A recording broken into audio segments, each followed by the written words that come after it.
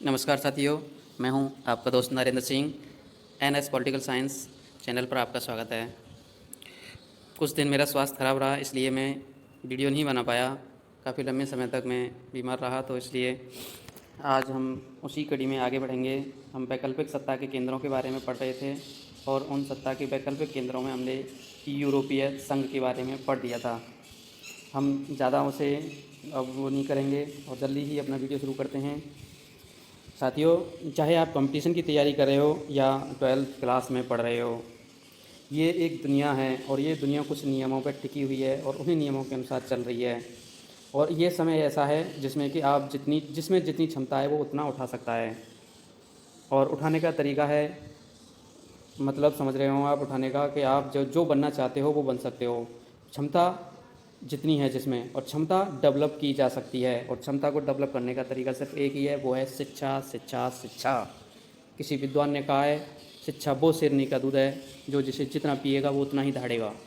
तो आप इसे ग्रहण कीजिए और जितनी बार हो सके अपनी आदत बना लीजिए बजाय अन्य वीडियो देखने के। तो शुरू करते हैं। दूसरा वैकल्पिक सत्ता का केंद्र है दक्षिण पूर्व एशियाई राष्ट्रों का संगठन, जिसका नाम है आसियान। जो आसियान जगह है ये दक्षिण पूर्व एशिया में स्थित है और हम इन देशों के बारे में कुछ देख लेते हैं। ये देखिए, चीन के दक्षिण में, और इस तरह से ये यहाँ पर न्यूजीलैंड या ऑस्ट्रेलिया के उत्तर में। ये जो जितने भी द्वीप्स हैं, ज़्यादातर द्वीपीय कंट्री हैं ये, और इनमें ये पहले अंग्रेज़ों के उपनिवेश रहे, जापान के उपनिवेश रहे, सभी उपनिवेश रहे हैं, जिसमें कि म्यांमार हैं, Laos, Thailand, Cambodia, Vietnam, Malaysia, Singapore, Indonesia, Philippines. ये 10 देशों का एक समूह है फ़िलहाल वर्तमान में। अब इसकी थोड़ी पृष्ठभूमि जान लेते हैं कि क्या है। साथियों, इसे अनलगर मत लेना कि में ये समय बर्बाद हो रहा है, हमारा समय नहीं हो रहा है। आप यदि इसी बैकग्राउंड को समझेंगे तो आपको ज़रूर याद होगा। कंपटीशन वाले भी बच्चे से ध्यान से सुने इन चीज़ों को, ताकि आपके एकदम से दिमाग में रटने की आपको आवश्यकता नहीं पड़ेगी फिर कभी ज़िंदगी में। तो दुनिया के नक्शे पर नज़र डाल चुके हैं। आपके ख्याल में कौन से देश दक्षिण के एशिया के दक्षिण क्षेत्र में आने चाहिए? दूसरे विश्व युद्ध पहले और उसके दौरान एशिया का यह हिस्सा बार बार यूरोपीय और जापानी उपनिवेशवाद का शिकार रहा। पहला पॉइंट तो ये है कि ये जो जगह है एशिया की, यूरोप और जापान की उपनिवेशवाद का शिकार रहा है, इसीलिए आर्थिक पिछड़ेपन का शिकार भी रहा।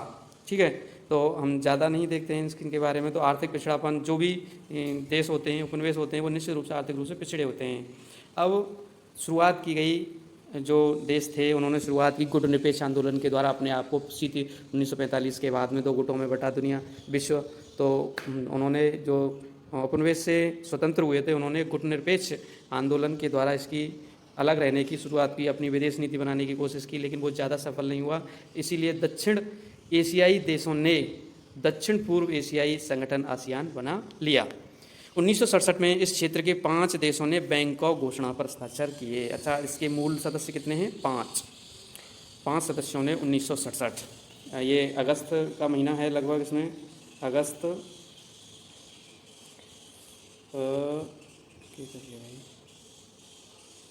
अगस्त में हुआ है इसका निर्माण, अगस्त 1967। ये आप ध्यान रखें, आसियान पढ़ रहे हैं तो हमें पता होना चाहिए, अगस्त 1967 में। और क्या? बैंकॉक घोषणा, बैंकॉक। ठीक है, बैंकॉक घोषणा के द्वारा 5 देश, और कौन से? IMSTF। ठीक है, इन देशों ने मिलकर के इसे बनाया, IMSTF। कौन से देश हैं ये? आई का मतलब इंडोनेशिया, एम का मतलब Malaysia, S Singapore, T Thailand, F Philippines. इन 5 देशों ने मिलकर के घोषणा की, बैंकॉक घोषणा, और उसी के द्वारा आसियान संगठन बना। ठीक है, और इसका मूल उद्देश्य था आर्थिक। आप थोड़ा सा इसे जान पढ़ लेते हैं। इसमें क्या है? विकास को तेज़ करना और उसके माध्यम से सामाजिक और सांस्कृतिक विकास हासिल करना था। इसका क्या उद्देश्य था? सामाजिक और सांस्कृतिक विकास को हासिल करना था। कानून के शासन और संयुक्त राष्ट्र के कायदों पर आधारित क्षेत्रीय शांति और स्थायित्व को बढ़ावा देना भी इसका उद्देश्य था। बाद के वर्षों में ब्रुनई, दारुसलाम, बाद के देशों में ब्रूनेई शामिल हुआ, वियतनाम शामिल हुआ, लाओस, म्यांमार, कम्बोडिया, अर्थात ये भारत के पड़ोसी देश म्यांमार तक आ गया। और इसकी सदस्य संख्या कितनी हो गई? 10। तो वर्तमान में कितनी है ये आप नोट करें। वर्तमान में 10। मूल सदस्य, मूल कितने थे? 5 IMF। ठीक है, तो ये हमें नोट करने की चीज़ें। यूरोपीय संघ की तरह इसने खुद की अंतर्राष्ट्रीय संगठन बनाने या उसके तरह अन्य व्यवस्थाओं को अपने हाथ में लेने का लक्ष्य नहीं रखा। मतलब बहुत ज़्यादा यूरोप ने संसद वगैरह बनाई, लेकिन इस तरह इसने अपनी ऐसे नहीं बनाई। अनौपचारिक टकराव रहित, अब देखिए इसका क्या था कि अनौपचारिक रूप से टकराव रहित सहयोगात्मक मेल मिलाप का एक नया उदाहरण पेश करके आसियान ने काफ़ी यश कमाया। इसको आसियान शैली कहा जाने लगा। आसियान के कामकाज के राष्ट्रीय सार्वभौमिकता का सम्मान करना बहुत ही महत्वपूर्ण रहा। दुनिया में सबसे तेज़ रफ्तार से आर्थिक तरक्की करने वाले सदस्य देशों के समूह आसियान ने अब अपने उद्देश्यों को आर्थिक और सामाजिक दायरे से ज़्यादा व्यापक बनाया। कब बनाया? 2003 में। 2003 में से आर्थिक से निकल के कहाँ आए? और इन्होंने 3 स्तंभ बनाए या समुदाय बनाए। आसियान सुरक्षा समुदाय, आसियान आर्थिक समुदाय, आसियान सामाजिक और सांस्कृतिक समुदाय। इसे नोट कर लें आप। 3 चीज़ों की इसने स्थापना की और ये आर्थिक दायरे से बाहर निकल के आया, उठाए, जो कुछ हद तक यूरोपीय संघ से मिलता जुलता है, क्योंकि यूरोप ने भी इसी तरह की कुछ चीज़ें की थीं। आसियान सुरक्षा समुदाय क्षेत्रीय विवादों को सैनिक टकराव तक ले जाने की सहमति पर आधारित है, अर्थात क्षेत्रीय जो भी टकराव थे उन्हें रोकने का काम करता था। 2003 तक आसियान के सदस्य देशों ने इन समझौते किए जिनके द्वारा हर सदस्य देश ने शांति, निष्पक्षता, सहयोग, हस्तक्षेप को बढ़ावा देने और राष्ट्रों के आपसी अंतर्गत संप्रभुता के अधिकारों का सम्मान करने पर अपनी वचनबद्धता जाहिर की। आसियान के देशों की सुरक्षा और विदेश नीतियों में तालमेल बनाने के लिए 1994 में आसियान क्षेत्रीय मंच की स्थापना हुई। अब देखिए एक और चीज़ बन चुकी थी पहले 1994 में, आसियान क्षेत्रीय forum ARF, ASEAN regional forum. कब बनी? 1994 में, सुरक्षा और विदेश नीतियों में तालमेल के लिए। ठीक है, ये हमें याद, थोड़ा सा हमें पता होना चाहिए कि कौन सी चीज़ कब बनी और क्या था। सुरक्षा और विदेश नीतियों में तालमेल के लिए आसियान क्षेत्रीय फोरम। बुनियादी रूप से आसियान एक आर्थिक संगठन था, वह ऐसा ही बना रहा। आसियान क्षेत्र की कुल अर्थव्यवस्था अमेरिका, यूरोपीय संघ और जापान की तुलना में काफ़ी छोटी है। इसका विकास इन सबसे अधिक तेज़ी से हो रहा है, लेकिन छोटी है लेकिन विकास तेज़ी से हो रहा है। इसके चलते क्षेत्र में और इसके बाहर इसके प्रभाव में तेज़ी से वृद्धि हुई। किसके कारण वृद्धि हुई? इसके विकास इसका कैसा हो रहा है? तेज़ी से। आसियान आर्थिक समुदाय का उद्देश्य आसियान देशों का साझा व्यापार और उत्पादन आधार तैयार करना है। आसियान, हमने 3 स्तंभों की बात की थी, तो उनमें आसियान जो आर्थिक समुदाय है वो क्या चाहता है या क्या करता है? साझा बाजार और उत्पादन आधार तैयार करता है। इस इलाके के सामाजिक और आर्थिक विकास में मदद करना है। यह संगठन इस क्षेत्र के देशों के आर्थिक विवादों को निपटाने के लिए बनी मौजूदा व्यवस्था को भी सुधारना चाहेगा। आसियान सुरक्षा समुदाय के बारे में हम पढ़ चुके हैं और आसियान आर्थिक समुदाय भी पढ़ लिया। ठीक है, तो आगे चलते हैं। आसियान ने निवेश, श्रम और सेवाओं के मामले में मुक्त व्यापार क्षेत्र बनाने पर ध्यान दिया। इस प्रस्ताव पर आसियान के साथ बातचीत करने की पहल अमेरिका और चीन ने भी की, अर्थात इन्होंने अपने क्षेत्र को FTA, फ्री ट्रेड एग्रीमेंट, मुक्त व्यापार क्षेत्र, निवेश, श्रम और सेवाओं के लिए करने की कोशिश की और चीन ने पहल की है, चीन अमेरिका ने। आसियान तेज़ी से बढ़ता हुआ एक महत्वपूर्ण क्षेत्रीय संगठन है और इसका दस्तावेज 2020 में अंतर्राष्ट्रीय समुदाय में आसियान की एक बहिर्मुखी भूमिका को प्रमुखता दी गई। आसियान द्वारा अभी टकराव की जगह बातचीत को बढ़ावा देने की नीति से ही यह बात निकली है। इसी तकरीब से आसियान ने कम्बोडिया के टकराव को समाप्त किया, पूर्वी तिमोर के संकट को संभाला और पूर्व एशियाई सहयोग पर बातचीत के लिए 1999 से नियमित रूप से वार्षिक बैठक आयोजित की। तो ये वार्षिक बैठकें आयोजित करता है और सब कुछ शांति से करना चाहता है। अब देखिए यहाँ पे कुछ भारत के बारे में बताया गया है कि भारत इनके साथ क्या है। 1991 में आसियान के साथ संबंध बनाने की लुक ईस्ट पॉलिसी आई थी, जिसे 2014 में एक्ट ईस्ट नाम दे दिया गया। ठीक है, तो आप इसे ध्यान रखें कि आसियान से संबंध बढ़ाने के लिए भारत में लुक ईस्ट नीति थी, जिसे 2014 में एक्ट ईस्ट एशिया नीति का नाम दे दिया गया है। इससे पूर्वी एशिया के देशों आसियान, चीन, जापान, दक्षिण कोरिया में उसके आर्थिक संबंधों में बढ़ोतरी हुई। अर्थात भारत ने सिर्फ आसियान के साथ नहीं बल्कि इस एक्ट ईस्ट नीति के तहत चीन, जापान और दक्षिण कोरिया से भी हमने अपने संबंध बनाए। आसियान के साथ एक सम्मेलन हुआ है और उस पर हमने डाक टिकट भी जारी की दिल्ली में 2018 में। ये जो दिखाए हुए हैं इसमें भारतीय नेता हैं, पीएम यहाँ पर हैं, तो डाक टिकट जारी किया है। रजत जयंती मनाने के लिए डाक टिकट जारी किया 2018 में। आसियान की मौजूदा आर्थिक शक्ति खास तौर से भारत और चीन जैसे देशों से विकसित होने वाले एशियाई देशों के साथ व्यापार और निवेश के मामले में उसकी प्रासंगिकता ने इसे और आकर्षक बना दिया है। शुरुआती वर्षों में भारतीय विदेश नीति ने आसियान पर ज़्यादा ध्यान नहीं दिया, लेकिन हाल के वर्षों में भारत ने अपनी नीति सुधारने की कोशिश की।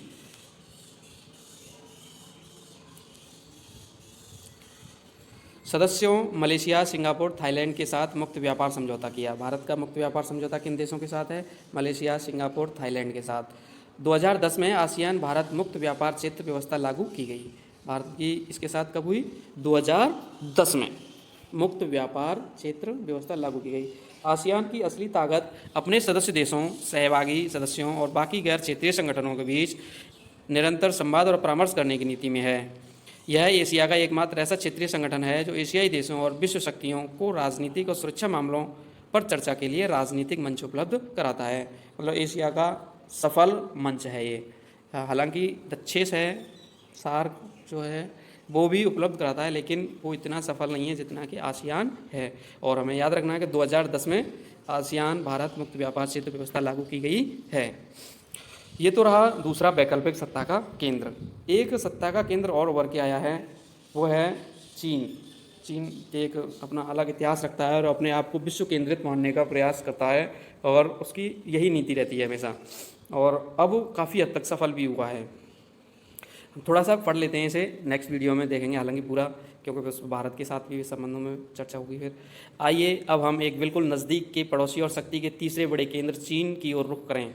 आर्थिक शक्ति के रूप में चीन के उदय को पूरे विश्व में जिस तरह देखा जा रहा है उसे अगले पन्ने पर अंकित कार्टून एकदम ठीक ठाक बता रहा है।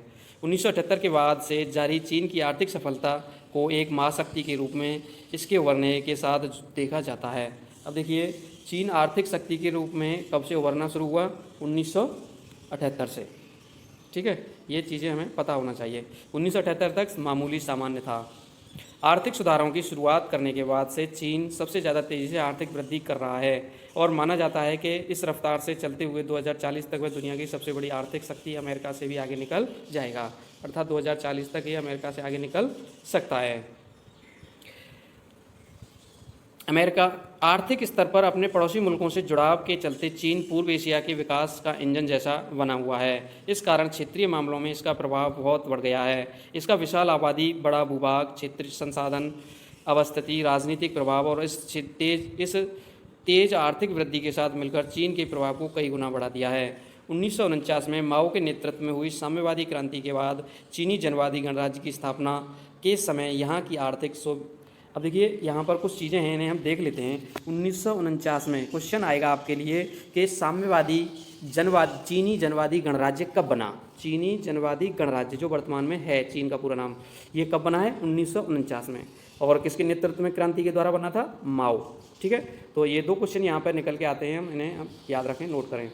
तो 1949 में माओ के नेतृत्व में साम्यवादी क्रांति के बाद चीनी जनवादी गणराज्य की स्थापना के समय यहाँ की आर्थिकी सोवियत मॉडल पर आधारित थी। अर्थात सोवियत संघ का जैसा मॉडल था वैसा ही था। आर्थिक रूप से पिछड़े साम्यवादी चीन ने पूंजीवादी दुनिया से अपने रिश्ते तोड़ लिए। ऐसे में इसके पास अपने ही संसाधनों से गुजारा करने के अलावा कोई चारा न था। हाँ, थोड़े समय तक इसे सोवियत मदद और सलाह भी मिली थी। इसने विकास का जो मॉडल अपनाया उसमें खेती से पूंजी निकालकर सरकारी नियंत्रण में बड़े उद्योग खड़े करने पर जोर था। चूँकि और इसके पास विदेशी बाज़ारों से तकनीक और सामानों की खरीद के लिए विदेशी मुद्रा की कमी थी, इसलिए चीन ने आयातित सामानों को धीरे धीरे घरेलू स्तर पर तैयार करवाना शुरू किया। तो इसने शुरुआत में क्या किया? घरेलू स्तर पर तैयार करना शुरू किया। इस मॉडल में चीन ने अभूतपूर्व स्तर पर औद्योगिक अर्थव्यवस्था खड़ा करने के आधार बनाने के सारे संसाधनों का इस्तेमाल किया। सभी नागरिकों को रोजगार और सामाजिक कल्याण योजनाओं का लाभ देने के दायरे में लाया गया। अपने नागरिकों को शिक्षित करने और उन्हें स्वास्थ्य सुविधाएं उपलब्ध कराने के मामले में चीन सबसे विकसित देशों से भी आगे निकल गया। अर्थात सोवियत ढांचे का पालन करते हुए यहाँ इस तरह की व्यवस्था बनी कि नागरिकों को शिक्षित भी किया और स्वास्थ्य सुविधाएं विकसित देशों जैसी इसने उपलब्ध कराई। तो ये भी साम्यवादी था, लेकिन इसने अपने आप को डेवलप किया। अर्थव्यवस्था का विकास भी 5 से 6% की दर से हुआ, लेकिन जनसंख्या में 2-3% की वार्षिक वृद्धि इस विकास दर पर पानी फेर रही थी। बढ़ती आबादी विकास के लाभ से वंचित रह जा रही थी। खेती की पैदावार उद्योगों की पूरी जरूरत लायक अधिशेष नहीं दे पाती थी। अध्याय 2 में हम सोवियत संघ का राज्य नियंत्रित आर्थिकी के संकट पर चर्चा कर चुके हैं। तो इसी तरह लगभग कुछ संकट यहाँ पर भी आए। ऐसे ही संकट का सामना चीन को भी करना पड़ा और इसका औद्योगिक उत्पादन पर्याप्त तेजी से नहीं बढ़ रहा था। विदेशी व्यापार न के बराबर था, प्रति व्यक्ति आय बहुत कम थी।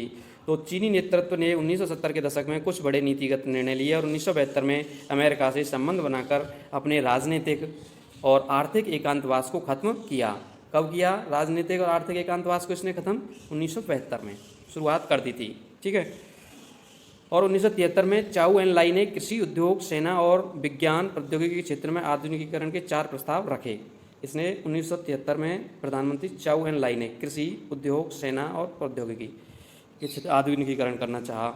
और 1978 में पूरी तस्वीर बदल दी। नेता देंग शियांगओपेंग ने चीन में आर्थिक सुधारों और खुले द्वार की नीति की घोषणा की। क्वेश्चन पूछा जाएगा, चीन की ओपन डोर नीति क्या है? तो आपको ये सारी चीज़ें बतानी है कि 1973 में शुरुआत हुई।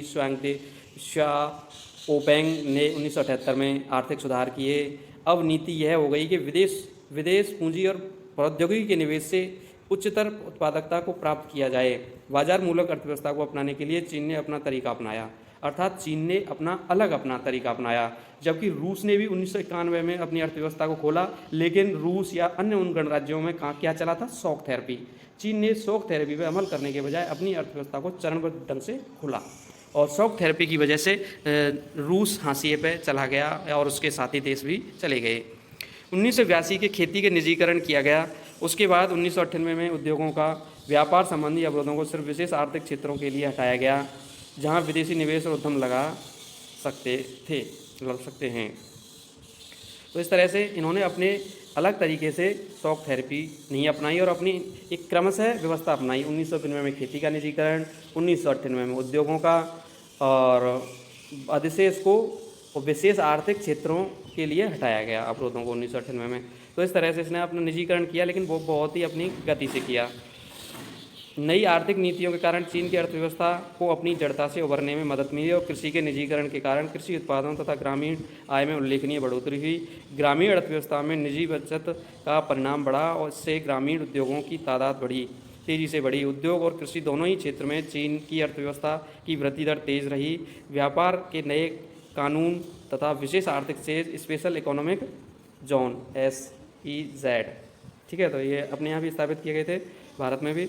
निर्माण से विदेश व्यापार में उल्लेखनीय वृद्धि हुई और चीन पूरे विश्व में प्रत्यक्ष विदेशी निवेश के बन के उभरा। चीन के पास विदेशी मुद्रा के अब विशाल भंडार और उसके दम पर चीन दूसरे देशों में निवेश कर रहा है और चीन 2001 में विश्व व्यापार संगठन में भी शामिल हो गया है। तो साथियों, यहीं तक आज की वीडियो में। तो 3-4 चीज़ें हैं जिन्हें आप याद रखनी हैं। एक तो आपको आसियान अगस्त 1967 और बैंकॉक घोषणा पत्र के द्वारा IMSTF ने 5 देशों ने बनाया, वर्तमान में 10 हैं। फिर इसके बाद चीन की ओपन डोर की नीति 1973 चालू हुई, 1978 में उसे अमल में लाया गया और बहुत तेज़ी से उसने वृद्धि की। ये सारी चीज़ें आप इसमें से नोट करें और एकदम से पूरा ज्ञान प्राप्त करें और अपने भविष्य को बनाएं, और जो जितना इसे पढ़ेगा उतना ही ज़्यादा आगे बढ़ेगा।